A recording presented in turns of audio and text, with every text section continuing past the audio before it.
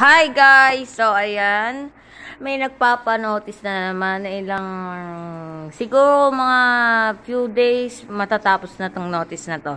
Ano nga sabi mo mga Lodi?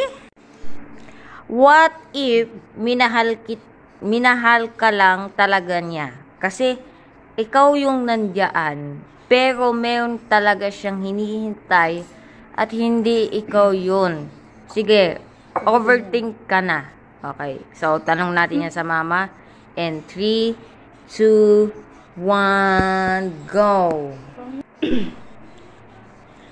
Matindi ang tanong mo ha. Matindi ang notice mo sa akin. Anyway, sige. Itatry kong sagutin yung tanong mo about love yan, di ka? Maraming reason ng love. Case-to-case basis ang love. Katulad ng tanong mo, kaya ka lang niya minahal dahil ako ang nandito ngayon. Okay, at least minahal niya ako. Overthink.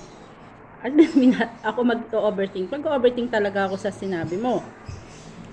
Pero ilalagay ko sitwasyon ko sa tanong mo. Okay, tatanggapin ko. Kasi ako nga nandito, mahal niya ako dahil ako nandito. Tapos may hinihintay pala siyang iba. Para sa akin, ipapakita ko sa kanya yung best ko kung ano kayang, yung ano hinahanap niya pagmamahal na hindi niya makita, na hinahanap niya. Gagawin ko ang best ko para sa kanya, para matutuhan niya akong mahalin kung hindi man ako yung hinahanap niya. Kasi kung pagmamahal lang, madaling gawin yan, salitang pagmamahal na yan.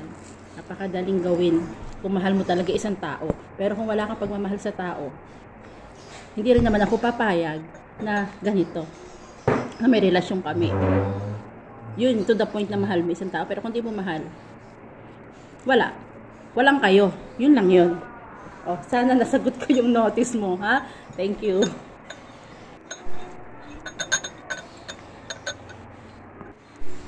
Tayo magtapos.